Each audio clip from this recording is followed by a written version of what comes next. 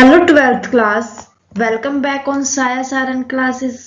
मैं आपके सामने फिर हाजिर हूँ इकोनॉमिक्स की एक और न्यू क्लास के साथ। आज की क्लास को स्टार्ट करने से पहले देख लेते हैं एक छोटा सा मोटिवेशनल थॉट जिससे हमें एनर्जी मिलती है।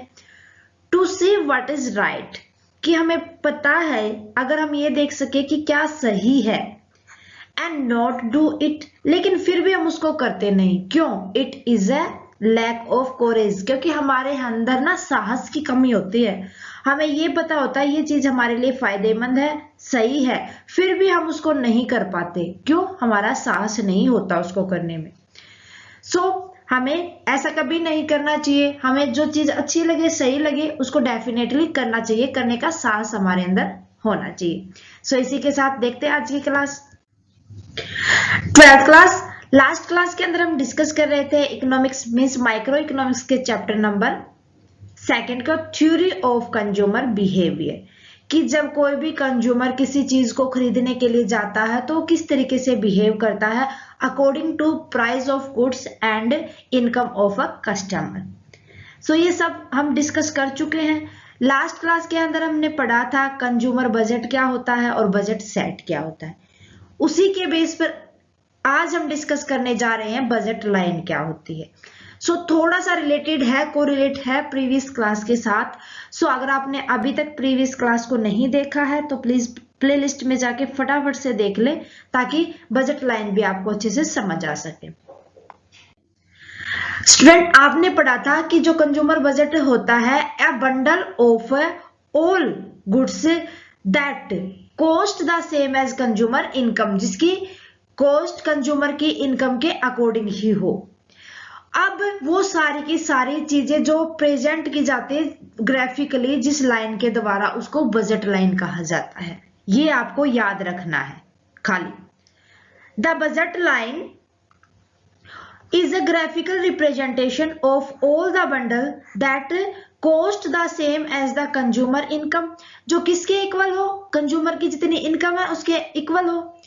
The budget line depicts two different combination of goods that a consumer can buy based on his or her income and commodity price, कि भाई ऐसे दो गुड्स के कॉम्बिनेशन को कोई कस्टमर जब खरीदता है ये देखते हुए कि क्या वो उसकी इनकम के लेवल पे है, क्या जो वो गुड्स या कॉमोडिटी को खरीदने जा रहा है उसका प्राइस उसके लिए रीजनेबल है या नहीं है।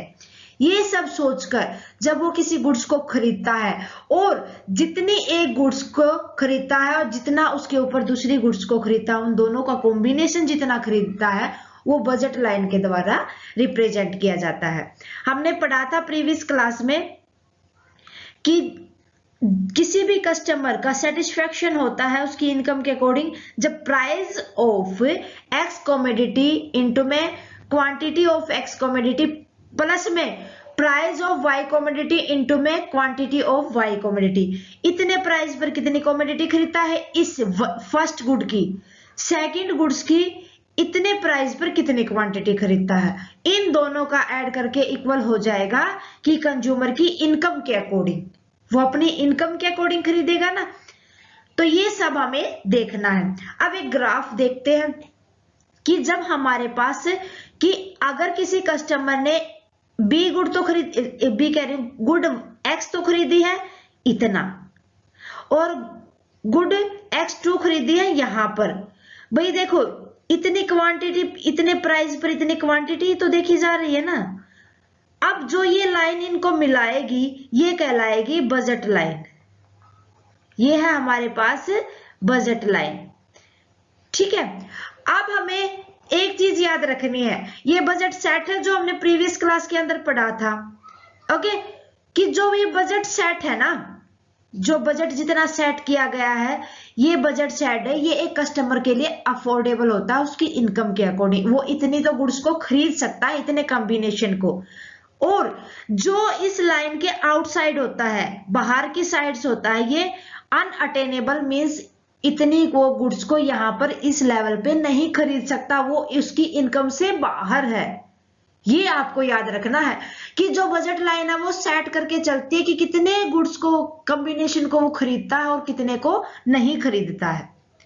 ओके, नेक्स्ट देखो अभी हमने बताया था जो बजट लाइन के अंडर होता है वो होता है अटेनेबल, और जो बजट लाइन के बाहर होता है वो नॉन अटेनेबल होता है। आउट ऑफ बजट लाइन, ये हमें याद करना है। ये under budget line means, under budget line का ये याद रखना है, जो बजट सेट है ना, जो बजट सेट है वो अटेनेबल है कि इतनी गुड्स को वो खरीद सकता है। Any point within the area budget line is an attainable combination that a consumer can buy given his income and price of goods. Any point outside the area is a non-attainable combination which the customer cannot afford to buy. कि भाई जो budget line थी ना, उससे ऊपर जो area है वहां के जो गुड्स और जो जितनी भी गुड्स थी उनके कॉम्बिनेशन को वो कस्टमर अफोर्ड नहीं कर सकता। हाँ, अंडर द बजट लाइन वो अफोर्डेबल कर सकता है।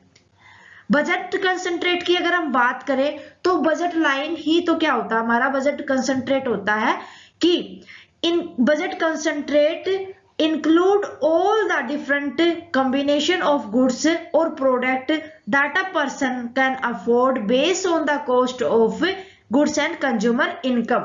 कि जो बजट कंसंट्रेट होता है वो उन गुड्स का, दो अलग अलग गुड्स का और दो अलग अलग प्रोडक्ट का कॉम्बिनेशन होता है जिसको खरीदने में एक पर्सन अफोर्डेबल होता है according to their income and the price of good. Okay, next देखो, नेक्स्ट के अंदर बता रखा है आपको, यहां बताना है कि चेंज और शिफ्ट इन बजट लाइन किस तरीके से शिफ्ट होता है। ये एक तो होगा अपवर्ड आउटवर्ड, एक होगा इनवर्ड। अपवर्ड डाउनवर्ड नहीं है, आउटवर्ड एंड इनवर्ड। जब ये किस कारण होता है, जब चेंज इन इनकम देखते हैं, change in income of a customer होगा increase lead to a parallel outward shift in the budget line. देखो, अब इनकम इंक्रीज होगी तो ये बंदा यहां से स्विच कर जाएगा, इतनी ज्यादा गुड्स को खरीदेगा, दोनों कॉम्बिनेशन को यहां से यहां ये खरीदेगा इंक्रीज इन इनकम की वजह से। अब भाई उस बंदे की, उस कस्टमर की इनकम कम हो गई तो खरीदे भी कम गा, कॉम्बिनेशन दोनों के कॉम्बिनेशन को ही तो कम खरीदेगा, तो यहां पर ये शिफ्ट हो जाएगा डाउनवर्ड। ये शिफ्ट होगा in case of decrease in their income, income में डिक्रीमेंट आएगा। सो क्लियर है यहां तक। अब बात करते हैं अगर किसी भी गुड की प्राइस के अंदर चेंज होता है। यहां देखो क्या कह रखा है कि decrease change in price, a decrease in the price of x. Goods में एक्स थी ना, उसमें यहां था, इसका प्राइस गिर गया। किसका प्राइस गिर गया? गुड एक्स का। तो क्या करेगा कस्टमर? उसके प्राइस, उस गुड्स को ज्यादा खरीदेगा। भाई हम सेल में जाते हैं, दिवाली वगैरह होली वगैरह की सेल आती है, उस टाइम पे प्राइसेस कम हो जाते हैं, उस कंडीशन में हम ज्यादा खरीदते हैं। तो वही तो है यहाँ पर, अगर गुड्स के प्राइस कम हो जाएंगे तो हम उसकी क्वांटिटी को बढ़ा देंगे। बट जो गुड का प्राइस नहीं घटा तो उसकी गुड्स, उसकी क्वांटिटी वहीं पर स्टेबल रहेंगी। अब ये काउंट होगा क्लॉकवाइज, ठीक है, clockwise anti clockwise. An increase rotate the budget line clockwise.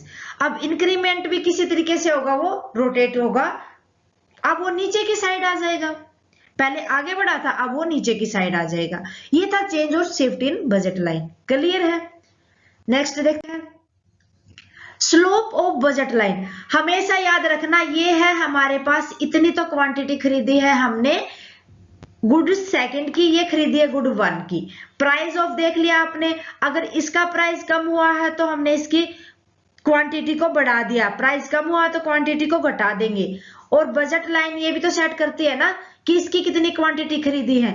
अगर इसकी इतनी क्वांटिटी थी तो हमारे पास से गुड्स 1 की इतनी थी, सेकंड की कम कर दी तो क्यों की? क्योंकि हमने गुड्स 1 की ज्यादा बढ़ाई होंगी।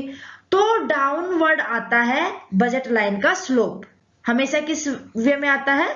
डाउनवर्ड। ये हमें याद रखना है। ओके, क्योंकि कंज्यूमर इक्विलिब्रियम आपने देखा वो इस तरीके से होता है, इसमें भी तो क्या होगा? ऐसे ही बनेगा, ऊपर से नीचे की साइड आएगा।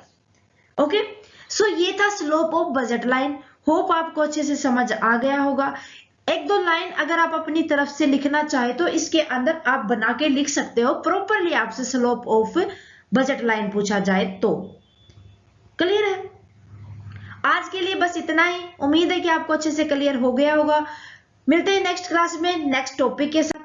स्टूडेंट फिर भी अगर आपको कहीं डाउट रहता है तो आप हमें कमेंट करके बताएं, जितना जल्दी पॉसिबल होगा आपके डाउट को क्लियर किया जाएगा। और क्लास कैसी लगी वो भी आप हमें कमेंट करके बताएं। अच्छी लगे तो प्लीज लाइक और शेयर करना ना भूलें। थैंक यू स्टूडेंट, मिलते हैं नेक्स्ट क्लास में।